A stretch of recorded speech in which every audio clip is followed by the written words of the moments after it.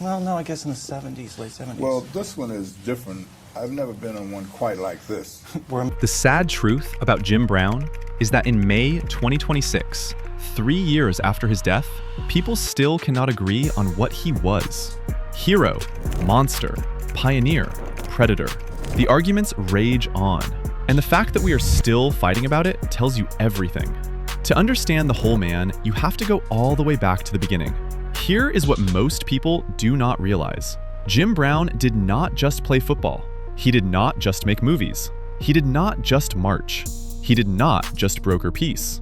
He did all of it at once, at a level nobody had ever seen before. And then, he complicated every single bit of it with a private life that the world is still trying to process. How does one person carry that much weight, create that much change, and leave that much wreckage behind, all at the same time? That is the question this story is going to answer. He reshaped what a black athlete was allowed to be. He broke barriers in Hollywood that nobody had touched. He built organizations that brought rival gangs to the same table and got them to stop killing each other. And he spent decades avoiding accountability for the damage he did to women. All of that is true at once, and it is going to take everything we have to get through it honestly. If this story is already pulling you in, go ahead and use the hype feature right now and give this video some hype. It helps more than you know. Now, let us go back to a small island off the coast of Georgia in 1936, because that is where everything starts. And nothing about what came after makes sense without understanding who Jim Brown was before the world ever got its hands on him. He was born on St. Simons Island, Georgia, in 1936. His father was a professional boxer. His mother was a homemaker. And almost from the start, Jim was raised primarily by his great-grandmother. He stayed with her until he was 8 years old. He later said that those early years shaped him in a way nothing else ever could. Growing up on that island, he did not face the daily, crushing weight of racism the way so many black children did across the Jim Crow South. That separation from the worst of it allowed something in him to grow straight and strong. His sense of self did not get bent. It did not get hollowed out. It stayed whole. And that wholeness became the foundation for everything else. In 1944, he moved to Manhasset, New York, where his mother had found work. At Manhasset High School, something extraordinary happened. Jim Brown became a different kind of athlete. Not just good, not just great. He was something that coaches and scouts and historians had no real language for. He earned 13 varsity letters: football, lacrosse, baseball, basketball, track. He led all of Nassau County in scoring in both football and basketball for 2 straight years. His basketball scoring average was 38.1 points per game, a record that lasted for decades. He was surrounded by men who saw something in him beyond the field. Mentors like Dr. Collins and Coach Ed Walsh pushed him toward student government, toward academics, toward the full picture of what a man could be. Those influences mattered. Then came Syracuse University in 1954, and for the first time, the world pushed back hard. He was forced to live in a dormitory separate from his white teammates. Institutional racism was not a concept at Syracuse, it was a daily reality. But Jim Brown did not fold. He played through it, and he played above it. On the football field, he earned unanimous All-American honors. He put up 6 touchdowns in a single game. He became the kind of player that made everyone in the stadium stop what they were doing just to watch him move. But here is what most people forget. Many experts in 2026 still say he was the greatest lacrosse player in history. The greatest. Not one of, the greatest. A member of the Lacrosse Hall of Fame, working with a 6'2", 230-pound frame that he used to completely rewrite how the sport was played. When he entered the NFL in 1957 with the Cleveland Browns, the football world was not ready. 9 seasons, that is all he gave them. 9 seasons, and he walked away as the greatest to ever line up in a backfield. He rushed for 12,312 yards. That was the NFL record at the time he retired. He averaged 104.3 rushing yards per game across his entire career. He is the only player in league history to average 100 or more yards per game for a full career. His yards per carry average was 5.2 on more than 1,500 attempts. He scored 106 rushing touchdowns. He was selected to the Pro Bowl every single year he played. 9 Pro Bowls, 9 seasons. He won 3 NFL MVP awards in 1957, in 1958, and in 1965. And in 1963, his single best season, he averaged 6.4 yards per carry and gained 1,863 yards in just 14 games. If you adjust that for a modern 17-game schedule, the numbers become almost impossible to believe. His durability was just as staggering as his production. In 9 seasons, he never missed a single game due to injury. Not one. He ran behind offensive lines that were not always dominant. He took hits from defenders who were specifically trying to end his night, and he kept moving forward. He had a running style that was built around delivering punishment instead of just absorbing it. Defenders did not want to tackle Jim Brown. They had to, and that distinction meant everything. In 1964, he led the Cleveland Browns to a 27-0 victory over the Baltimore Colts in the NFL championship game. Baltimore had one of the most suffocating defenses in the league that year, holding opponents to an average of just 128.4 rushing yards per game. Jim Brown rushed for 114 yards against them. That title was the last major professional sports championship the city of Cleveland would celebrate for more than half a century. By 1965, he was MVP again, leading the league in rushing for the 8th time in 9 years, averaging 5.3 yards per carry. He was 29 years old. He was at the absolute top of the mountain. And that is exactly when he decided to walk away. The summer of 1966, London, England. Jim Brown is on a muddy film set working on a war epic called The Dirty Dozen. Rain has been hitting the production hard. Delays are piling up. And back in Cleveland, Brown's owner Art Modell is getting impatient. Modell issues a public ultimatum: report to training camp at Hiram College by July 17th or face $100 in daily fines and a possible suspension. Modell thought that kind of pressure would bring his star running back to heel. He was wrong. What Modell failed to understand is that Jim Brown had never thought of himself as anyone's property. He wrote back to Modell in a letter that has since become one of the most important documents in the history of athlete empowerment. He told Modell that his decision to retire was final, that it was made for the future he wanted, for himself, for his family, and for his people. He told him that both of them were men, and that his manhood was just as important to him as Modell's was to Modell. On July 13th, 1966, from the set of the film, Jim Brown announced his retirement from professional football. He was 30 years old. He was coming off an MVP season. He was the best player in the game. And he was done. Not because he was hurt, not because he was old, not because his body had broken down or the game had passed him by. Because he chose to.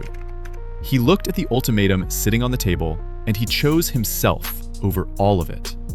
That single act changed everything. It told every athlete who came after him that the league did not own you. The owner did not own you. Your contract did not define your worth as a human being. You had the right to walk away on your own terms at the moment of your own choosing for reasons that had nothing to do with a playbook or a salary. No athlete had ever made that statement so clearly before. None. And what did he walk toward? Hollywood. But not Hollywood the way black actors had been allowed into Hollywood before. Jim Brown walked in through the front door and refused to play by the old rules. In an era when black characters on screen were almost always secondary, almost always service roles, almost always designed to make the white lead look better, Brown brought something different. He brought force. He brought authority. He brought the same energy he had on the football field, and he refused to let anyone sand it down. He became Hollywood's first black action hero. That is not a small thing. That is a seismic shift in what American audiences were allowed to see. His 1967 film, The Dirty Dozen, the same production that had caused his retirement conflict, cemented him as a real lead. Not a supporting player, not a sidekick, a lead. He played Robert Jefferson, a soldier among soldiers, with the same gravity and presence he brought to every yard gained on a football field. But it was the 1969 film 100 Rifles that truly detonated the old order. Brown starred alongside Raquel Welch and Burt Reynolds, playing Lydecker, an African-American sheriff. The film featured an on-screen romantic scene between Brown and Welch that was unlike almost anything American cinema had ever seen before. Interracial intimacy on a major studio screen. The taboo around it was enormous. The conversation it forced was real. Critics and cultural analysts who look back at that film in 2026 point to it as a moment when Hollywood was forced to confront what it had always refused to show. The film also placed an African-American man in the role of the protagonist who defeats colonial antagonists, not as a sidekick, not as a secondary figure, but as the man who wins. Brown did not just want to be in movies, he wanted the people who saw his movies to feel something. He said he wanted to bring a style to the screen that meant something to the people out on the street. And he did. While all of this was happening on film sets, Jim Brown was doing something else entirely, in the boardroom and on the streets. He understood from early on that political rights without economic power were not enough. You could march for civil rights and still be broke. You could change laws and still have no capital. So in 1966, the same year he retired from football, he co-founded the Negro Industrial Economic Union, which later became the Black Economic Union, or BEU. The mission was straightforward: build black capitalism. Support black-owned businesses with real money, real mentoring, and real technical help. At its height, the BEU helped launch more than 400 black-owned businesses and funded college educations for students from underserved communities. 400 enterprises. Not 4, not 40, 400. And Brown was not content to stay in the office. In 1967, he organized what became known as the Cleveland Summit. He gathered some of the most prominent black athletes in the country: Bill Russell, Kareem Abdul-Jabbar, Bobby Mitchell, and others. They came together to publicly support Muhammad Ali's refusal to be drafted into the Vietnam War. That gathering was the first time a collection of high-profile black athletes had united to directly challenge the United States government on a question of foreign policy and racial justice. Kareem Abdul-Jabbar later reflected that the image of those men together showed the growing willingness of black Americans to step out of their comfort zone and confront the powers that controlled their lives. The establishment paid attention. Declassified FBI files later revealed that the federal government monitored Brown and the BEU, trying to frame the organization as a source of extremism. The FBI, watching a man who was funding college scholarships and small businesses, tells you everything about the era Brown was operating in. And then there is the part of the story that does not inspire, the part that forces you to hold two completely contradictory truths at the same time. Jim Brown had a persistent, documented history of violence against women. It began early in his public life, and it did not stop. In 1965, he was found not guilty of assaulting a woman named Brenda Ayers. In 1968, deputies responding to a disturbance at his Hollywood apartment found a German model named Eva Marie Bohnchen lying semi-conscious below his second-floor balcony. Brown said she had fallen. Others reported she had been thrown during an argument. He was arrested on charges of assault with intent to commit murder. The charges were dropped when Bohnchen refused to name him as her attacker. In 1986, he was arrested for allegedly assaulting a woman named Deborah Clark. The charges were again dismissed when she declined to testify. Critics and biographers have pointed to a legal and media system that was either unable or unwilling to hold high-profile black celebrities accountable for domestic violence during that era. But the pattern was there, case after case after case. The most public moment of reckoning came in June 1999. Brown was 63 years old. His wife Monique called 911 to report that Jim had a gun and had smashed her car windows with a shovel. The jury acquitted him of making terrorist threats, but they convicted him of misdemeanor vandalism. The court ordered him to complete 12 months of domestic violence counseling, 400 hours of community service, and pay a fine of $1,500. He refused the counseling. He said the requirement was trying to force him to admit to a problem he did not believe he had. He saw it as a kind of performance for the legal system, a kind of social theater he would not participate in. So instead of completing his probation terms, he went to jail. He served 6 months in 2002. It is the most difficult part of his story to sit with, because it was a choice. He chose jail over counseling. In 2015, he publicly stated that there is no excuse for violence. But those words came years after the damage was done. What Jim Brown did with the rest of his life does not erase any of that. but it adds to the full picture of who he was. In 1988, he founded the Amer I Can program. This was not a charity gala. This was not a press release. This was not a check written from a safe distance by a man trying to clean up his reputation. This was Brown walking into places where nobody else would go, sitting across from gang members and incarcerated men and women, and teaching life management skills, self-discipline, personal responsibility, and self-worth. He went where law enforcement had given up. The biggest test of Amer I Can came in 1992, in the weeks before the Los Angeles riots. Brown brought rival Crips and Bloods leaders into his own living room. He used his reputation and his presence to create a space where people who wanted each other dead could sit down and talk. The truce was signed on April 28, 1992, at a mosque in Watts. It was modeled after the 1949 armistice agreements between Israel and Egypt. Participants in the process, including men named Dade and Akila Sherrills, used the Amer I Can curriculum to begin transforming gang warfare into community organizing and political voice.